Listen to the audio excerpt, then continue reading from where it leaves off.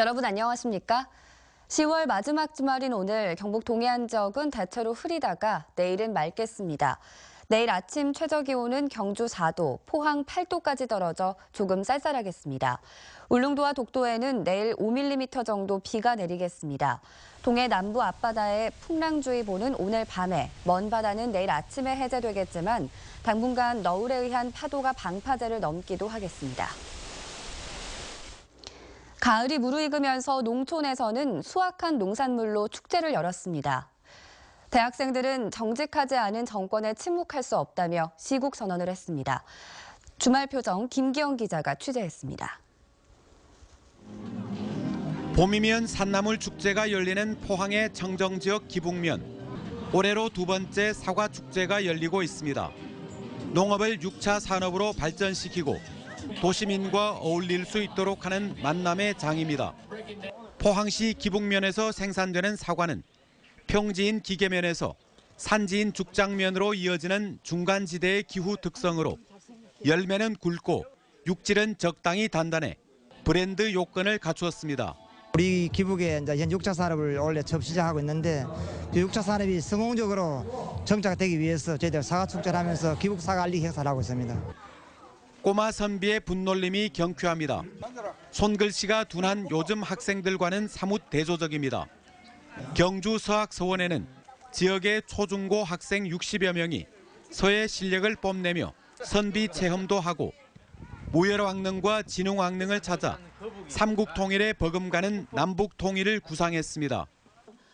서울과 대구의 대학생 시국 선언이 포항으로 이어졌습니다. 한동대학교 총학생회는 비선실세 국정농단 의혹의 성역 없는 수사와 박근혜 대통령의 책임 있는 해명과 대책을 촉구했습니다. 투표를 통해 국민으로부터 주권을 위임받은 박근혜 대통령은 국가의 위상을 무너뜨리고 국민의 자존감을 상처 입힌 일련의 사태에 대해 철저히 책임을 져야 할 것이다. 시국선언은 한동대를 시작으로 포항과 경주 지역 다른 대학으로 확산될 조짐을 보이고 있습니다. MBC 뉴스 김기영입니다. 어제 오후 9시쯤 포항시 북구 우현내거리 부근에서 64살 김모 씨가 운전하던 택시가 정차 중이던 시외버스를 들이받았습니다. 이 사고로 택시 조수석에 타고 있던 54살 송모 씨가 병원으로 옮겨져 치료를 받던 중 숨졌고 운전사와 뒷좌석에 타고 있던 52살 김모 씨가 다쳤습니다. 경찰은 운전사 등을 상대로 정확한 사고 원인을 조사하고 있습니다. 말다툼을 하다 부인을 흉기로 찔러 숨지게 한 60대가 경찰에 자수했습니다.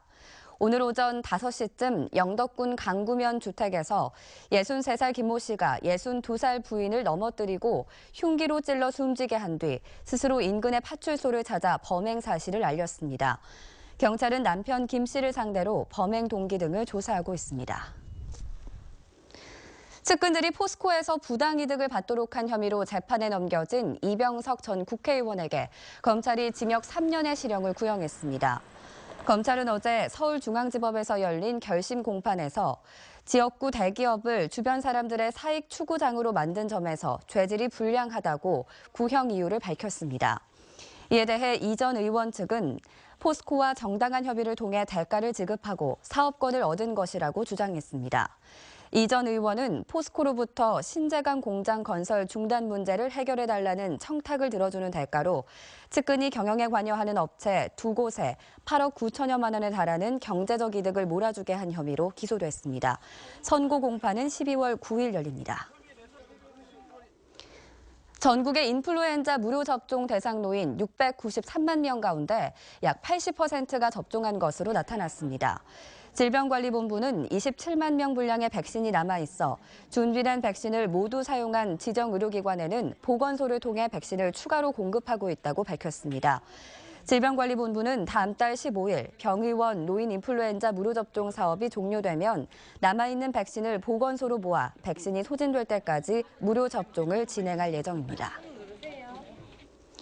현대제철이 글로벌 불황 속에서도 3분기 경영 실적이 상승한 것으로 나타났습니다. 현대제철의 3분기 연결 기준 매출액이 4조 634억 원으로 지난해 같은 기간에 비해 0.5% 감소했지만 영업이익은 7.7% 증가한 3,562억 원을 기록했습니다. 현대제철은 판재료 부문의 생산과 판매 증가, 전사적인 원가 절감 활동으로 영업이익이 개선됐다고 밝혔습니다. 영덕군 지품면 5천 솔밭이 국민안전처가 주관한 물놀이 안전명소로 선정됐습니다. 물놀이 안전명소는 안전관리 분야와 환경위생, 이용 편의성 등을 종합적으로 평가하는데 올해는 전국 지자체에서 추천한 12곳 가운데 5곳이 선정됐습니다. 영덕군 지품면 50천에 있는 5천 솔밭은 수령 100년 이상 된 소나무 300여 그루가 병풍 바위와 함께 한국적인 풍광을 이루고 있고 수심이 얕아 여름철 물놀이장으로 각광받고 있습니다.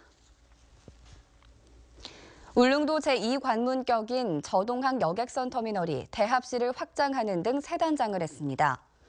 울릉군은 지난 2010년 울릉 후포간 여객선이 처음으로 취항한 이후 강릉 노선이 추가되면서 비좁고 낡은 여객선 터미널을 5억 원을 들여 증축했습니다.